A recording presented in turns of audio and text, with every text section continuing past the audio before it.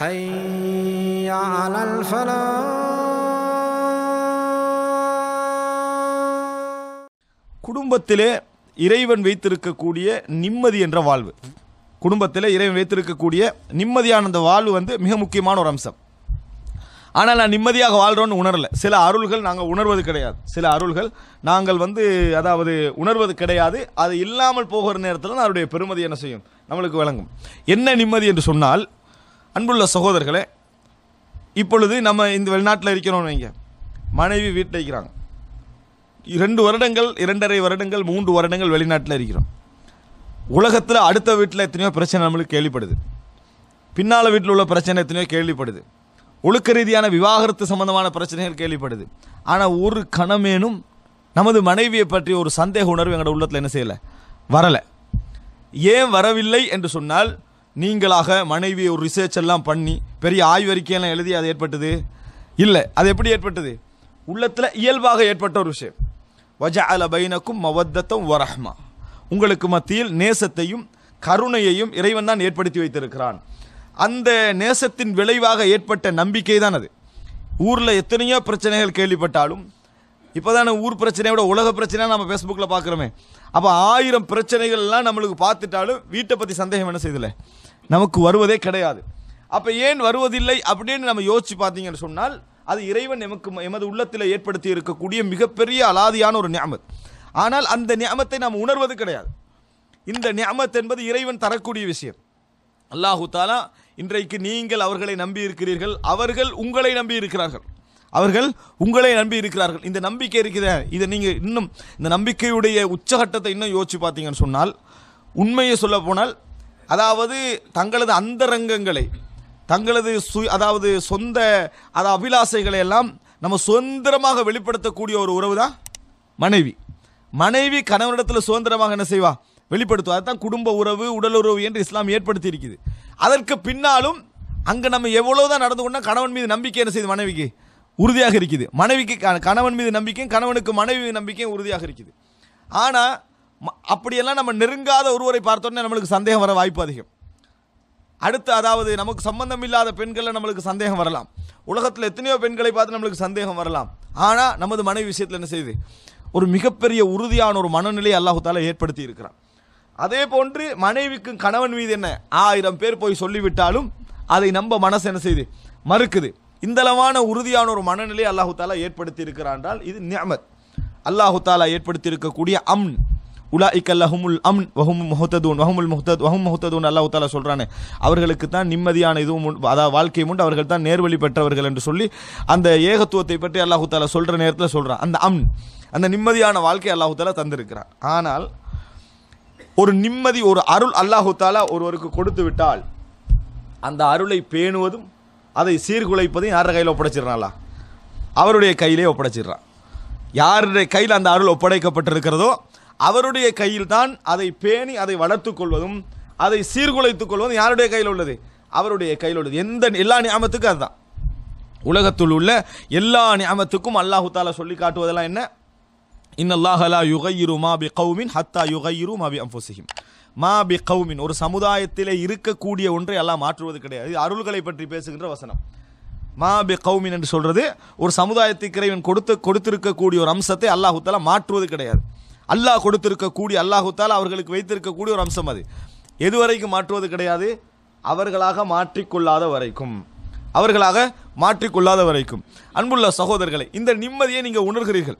இந்த நிம்மதியை இன்றைக்கு இன்றைய சூழலாம் நீங்கள் எடுத்து பார்த்தீங்கன்னு சொன்னால், இன்றைக்குள்ள அதாவது மீடியாக்கள், இன்றைக்குள்ள அதாவது தொலைத்தொடர்பு சாதனங்கள், இன்றைக்குள்ள அதாவது திறந்த அதாவது இந்த உறவாடல் முறைகள் எல்லாம் நீங்கள் எடுத்து பார்த்தீங்கன்னு சொன்னால், ஒழுக்கத்தோடு வாழ்வதும் நம்பிக்கையோடு வாழ்வது என்பது மிக கஷ்டமான ஒரு சூழல்.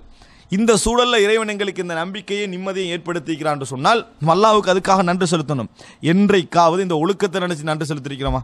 லஇன் ஷக்கர்தும் லஅஸீதன்னக்கும், நீங்கள் நன்றி செலுத்தினால் நாம் உங்களுக்கு அதிகமாக தருவோம். ஒழுக்க வாழ்க்கையை நினைத்து நாம் நன்றி செலுத்தி இருக்கிறோமா? நினைச்சு பாருங்க. அல்லாஹு தாலா அப்பதான் அதிகமாக தருவேன் அல்லாஹு தாலா சொல்லி காட்டுறான். இன்றைக்கு ஒருவர் நினைக்க வேண்டிய மிகப்பெரிய அருள் என்ன தெரியுமா? இன்றைக்கு ஒருவருக்கு குடும்ப வாழ்க்கையில் ஒவ்வொருத்தரும் ஒவ்வொரு விஷயத்தை வச்சு அளக்குறாங்க. திருமணம் முடிக்கும் வரைக்கும் எந்த அளவுகோலும் இல்லை. 1000 நிபந்தனை 1000 அளவுகோல் வச்சு என்ன செஞ்சிடுறது, திருமணம் முடிச்சிடுறது. முடித்த பின்னால அளவுகோல்களை சைத்தான் உண்டாக்குவான். எதெல்லாம் மைனஸோ அதான் சிந்தனையில் போடுவான். எதெல்லாம் மைனஸோ அதெல்லாம் சிந்தனையில் போடுவான். ஏன்னா மனிதனை பொறுத்த வரைக்கும் நலவுகளை பார்ப்பதை விட கெடுதிகளை பார்ப்பது அதிகம். அப்போ இந்த சிந்தனை வர வர இது இல்லை அது இல்லை இது இல்லை அது இல்லை இப்படி என்கின்ற சிந்தனை பதிவுகள் என்ன செய்யும், நிறைய ஏற்படும். ஆனால் அல்லாஹு தாலா சொல்றானே, நீங்க வந்து பல விஷயங்களை வெறுப்பதை கண்டாலும் கூட அல்லாஹு தாலா நீங்கள் வெறுக்கின்ற விஷயத்தில் ஹைர் என்ன செய்திருப்பான், வைத்திருப்பான் அல்லாஹு தாலா சொல்றான். நீங்க எடுத்து பார்க்கணும் என்னன்னு சொன்னால், அதாவது நமக்கு கிடைத்திருக்கக்கூடிய மனைவி அல்லது மனைவி நினைச்சு பார்க்கணும், நமக்கு கிடைத்திருக்கக்கூடிய கணவன் ஒழுக்கம் உள்ளவனாக கிடைத்திருக்கிறான். இன்றைய காலத்தில் அன்றைய காலத்தை விட இன்றைய காலத்தில் அந்த அருள் நம்மளுக்கு கிடைத்திருந்தால் அதை வந்து பற்றி பிடிக்க வேண்டிய ஒரு காலகட்டத்தில் நாம் என்ன செய்கிறோம், இருந்து கொண்டிருக்கிறோம். ஒழுக்கத்தை பற்றி நீங்கள் சொல்லியே கொடுக்க வேண்டிய அவசியம் இல்லை. அவர்கள் ஒழுக்கமாக இருப்பார்கள், கட்டுப்பாடாக இருப்பார்கள், அதில் ரோசமுள்ளவர்களாக இருப்பார்கள் என்ற நம்பிக்கை ஒரு கணவனுக்கு மனைவி மீது வருமாக இருந்தால் அதான் மிகப்பெரிய நியாமத்து. இன்றைய காலத்தில் அதுதான் மிகப்பெரிய ஒரு நியாமத்து என்று சொல்ல வேண்டும். ஏனென்றால் இன்றைக்கு இழந்து கொண்டிருப்பது நிறைய குடும்ப வாழ்க்கையில் நீங்கள் பிரச்சனைகள்லாம் பார்த்தீங்கன்னு சொன்னால் இன்றைக்கு இழந்து போய் கொண்டிருப்பது அதில் தான். நிறைய செய்திகள் நம்ம கேள்விப்படுகிறோம். எல்லாம் பார்த்தீங்கன்னு சொன்னால் மிக மோசமான ஒரு காலகட்டத்தை எனது அடைந்திருக்கிறது. எந்த அளவுக்கு என்று சொன்னால், வசதி படைத்த சில கணவன்மார்கள்லாம் வீட்டில் கேமரா போட்டிக்கிறான், கூட்டி ஆன்லைனில் இங்கே செக் பண்ணி கண்டிக்கிறது. இங்கே இருந்து வீட்டில் கேமராவை போட்டு வச்சு ஆன்லைனில் இங்கே செக். இந்த வாழ்க்கையா இது வந்து என்னது, நீங்கள் ஆன்லைனில் செக் பண்ணுற அளவுக்கு வாழ்க்கை மாறிட்டேன்னு சொன்னால் அவ்வளோதான். அதுக்கப்புறம் என்ன, அந்த வாழ்க்கையில் எந்த விதமான அருளும் கிடையாது. அந்த நிலைமை வரக்கூடாது. அப்படி அந்த அளவுக்கு எல்லாம் போட்டு நான் எல்லாம் பார்த்துட்டு தான் இருக்கிறேன், நான் எல்லாத்தையும் என்னது வாட்ச் பண்ணிக்கிட்டு தான் இருக்கிறேன். ஊர் ஃபுல்லாக அவனை கேமரா போடணுமா, இயலாது. ஆனால் வீடு ஃபுல்லாக போட்டு அவர் வாட்ச் பண்ணுறாராம். ஏன்னா வெளியே போன நேரமாவது அவருக்கு தெரிய வருமா, வெளியே போன நேரமா. இது ஒரு வாழ்க்கையே அல்ல. அப்போ இந்த அளவுக்கு போன வாழ்க்கையை விட நம்மளுக்கு எதுவுமே இல்லை. சாதாரண வீடு அல்லது கூலி வீடு, நம்மளுக்கு வாட்ச் பண்ணுறதை விட்டு பேசுகிறதுக்கே ஒரு உபகரணம் இல்லை. ஆனாலும் நிம்மதியாக இருக்கிறீங்கன்னு வைங்க. அது எதன் காரணமாக இருக்கிறீங்க, ஒழுக்கத்தால் தான். அவர்கள்ட்ட ஒழுக்கம் உண்டு என்பதை நீங்கள் லைஃப்பில் காண்றீங்க. அன்றாடம் அதை ஒரு கணவனால் உணர முடியும்.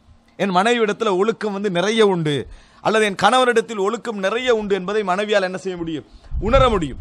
அந்த உணர்வு எங்களோட குடும்ப வாழ்க்கையில் இருந்துட்டு சொன்னால் அதுதான் மிகப்பெரிய ஒரு நிம்மதி. அதுவும் இஸ்லாத்தை நீங்கள் எடுத்துக்கொண்டீங்கன்னு சொன்னால் ஒழுக்க வாழ்க்கைக்கு ஏனைய எல்லாவற்றையும் விட முக்கியத்துவம் கொடுக்கறத நம்ம பார்க்குறோம். இபாதத்தை ஒரு புறம் வைத்து விட்டு, அல்லாவை நெருக்கக்கூடிய விஷயங்கள் எல்லாம் ஒரு புறம் வைத்து விட்டு எதுக்கு முக்கியத்துவம் கொடுக்குது, ஒரு பெண்ணுடைய வாழ்க்கையோட ஒழுக்கத்தை இஸ்லாம் என்ன செய்யுது, முக்கியத்துவம் கொடுக்குது. இல்லைண்டா பள்ளி சிறந்தது என்று சொல்லியிருக்கணும், பள்ளி சிறந்தது என்று சொல்லிக்கணும். இன்றைக்கு முஸ்லீம் அல்லாத சமுதாயத்தினரெல்லாம் பெண்களை வந்து வரவானான்னு ஒரு மாதம் சொல்ல மாட்டாங்க மதஸ்தலத்துக்கு.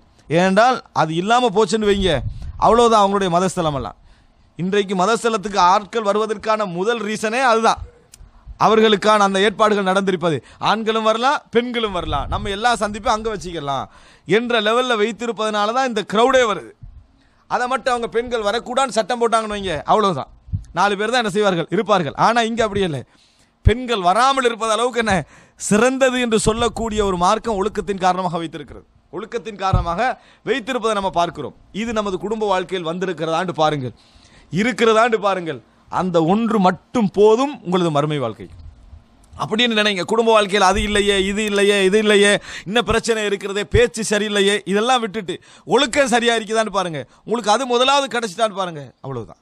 இது மாதிரி ஒரு நியமத் வேறு எந்த நியமத்தும் இருக்காது. ஆனால் இப்படிப்பட்ட நியமத்தான வாழ்க்கை எங்களுக்கு கிடைத்து விட்டால் அதை பேணுவதும் சீர்குலைப்பது எமது கையில் என்று நான் சொன்னேன்.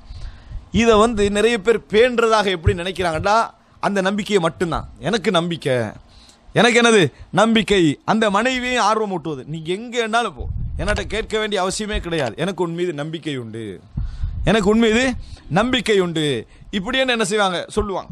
நீங்கள் எங்கே வேணாலும் போ, என்கிட்ட கேட்க வேண்டிய அவசியம் கிடையாது. மனைவி கேட்பா, நம்ம தூரமாக இருக்கிறனால எந்த 3 வீலரில் போக வேண்டு, அதை பற்றி நீயே கேட்குறாய், உனக்கு தானே தெரியும் நம்பிக்கை எதுன்னு சொல்லி நீ எதில் வேணுமாலாம் என்ன செய், நீ போ இப்படின்னு மனைவிக்கு என்ன செய்யறது, நல்ல நம்பிக்கை என்ற சூழல்ல எல்லா பகுதிகளையும் இஸ்லாத்தை படிக்காமல், இஸ்லாத்தின வழிகாட்டல்களை தெரியாமல் எல்லா விஷயத்தையும் திறந்து கொடுப்பது, எல்லா விஷயத்தையும் திறந்து கொடுப்பது. உங்களுக்கு மனைவி மீது நம்பிக்கை உண்டு, சைத்தான் மீது நம்பிக்கை உண்டா? இல்லை. ஆனால் ரசூலுல்லாஹி ஸல்லல்லாஹு அலைஹி வஸல்லம் அவர்கள் சைத்தான் எங்கெங்கெல்லாம் இருப்பான்னு சொல்லிக்கிறாங்க. என்ன புரிஞ்சுக்கணும்னு சொன்னால், உயர்ந்த நம்பிக்கையை சீர்குலைக்கக்கூடிய அமைப்பில் எங்கேயும் நடந்து கொள்ளக்கூடாது. சிலர் செய்வார்கள், என்ன செய்வாங்கன்னா பிஸ்னஸை பற்றி சொல்லுவாங்க.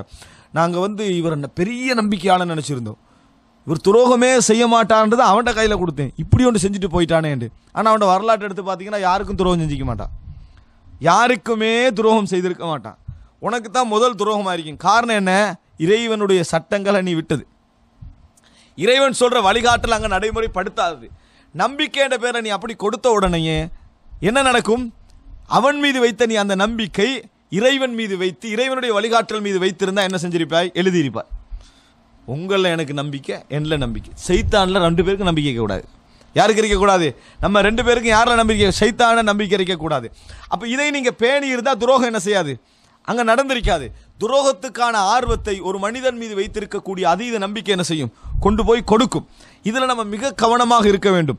அப்போ அதாவது நமது எந்த குடும்ப வாழ்க்கையில் எந்த நிம்மதி இருக்கிறதோ, எந்த மனைவி நமக்கு முழுமையாக நிம்மதியாக கிடைக்க வேண்டும் என்று நீங்கள் நினைக்கிறீர்களோ அது முழுமையாக இருக்க வேண்டும் என்றால், மார்க்கம் சொல்கிற விஷயங்களை அதனுடைய லாஜிக் புரிந்ததோ இல்லையோ, அதனுடைய அர்த்தங்கள் நம்மளுக்கு விளங்கியதோ இல்லையோ, மார்க்கம் சொல்லுது நான் அதை செய்யணும், மார்க்கம் அந்த சட்டத்தை என்ன செய்து சொல்லுது, அதை நான் செய்கிறேன் என்று நீங்கள் நடைமுறைப்படுத்தினீங்க என்று சொன்னால் அந்த அருளை பாதுகாத்துக் கொள்ள முடியும், அந்த நிம்மதியை பாதுகாத்துக் கொள்ள முடியும். இல்லையா, நீங்கள் பார்த்து கொண்டிருக்க நீங்கள் உருவாக்கி அந்த கட்டிடம் சிதைவதை உங்களோட வாழ்க்கையில் என்ன செய்யலாம்? நீங்கள் காணலாம். அன்புள்ள சகோதரர்களே, நம்ம நிம்மதியாக இங்கே உழைக்கிறோம் என்று சொன்னால், எல்லா கஷ்டங்களையும் பொறுத்து கொள்கிறோம் என்று சொன்னால், பலவிதமான மனசோர்வுகள் வந்தாலும் அந்த சோர்வுகளுக்கு மத்தியில் நம்ம உழைக்கிறோம் என்று சொன்னால், அதற்கு பெரிய காரணம் என்ன தெரியுமா? நம்ம எதற்காக உழைக்கிறோமோ, எவர்களுக்காக உழைக்கிறோமோ அங்கே பல சிக்கல் இருந்தாலும் அத்திவாரம் சிதையலை, அது சரியான இடத்துல இருக்குது, அதனால தான் இருக்கிறோம். அங்கே ஒரு சின்ன சந்தேகம் உருவாகிட்டேன்னு வைங்க, உண்மையோடுங்க, ஒரு சின்ன சந்தேகம், இப்படி ஒரு செய்தி இருக்குது எதுக்கும் பார்த்துக்கங்கன்ற ஒரு செய்தி காதுக்கு வந்துட்டேன்னு வைங்க, எப்படி இருக்கும்? அவ்வளோதான். நீங்கள் என்ன தான் நடந்து விட்டாலும் சரி, எவ்வளவு தான் உங்கள் மனதில் அதை பற்றி என்னது, இறைவன் அந்த செய்திகளை கூட நம்மளை காது கொண்டு வராமல் வைக்கிறானே, பெரிய அருள். அன்புள்ள சகோதரர்களை, காதில் ஒரு செய்தி போடுறது பெரிய வேலையா? போகிற வழியில் உங்களை பிரிக்கணும்னு நினைக்கிற ஒருத்தனை என்ன செய்யலாம்? காதில் ஒரு செய்தியை போட்டுட்டு போகலாம். அது ஒரு பெரிய வேலையா? பெரிய வேலை கிடையாது. ஆனால் அப்படி ஒரு செய்தியை உங்கள் காதுக்கு கொண்டு வரக்கூடாதுன்னு தடுத்து கொண்டிருப்போம் யாரு? அல்லாஹ் ரப்புல் ஆலமீன். அப்படி ஒரு நிலை உங்களுக்கு இருக்கிறது என்று சொன்னால், அன்புள்ள சகோதரர்களே, நம்ம அதை பேணிக்கொள்ள, அதை பாதுகாக்கணும். அது அது சீர்குலையக்கூடாது என்பதில் மிகவும் கவனமாக இருக்க வேண்டும்.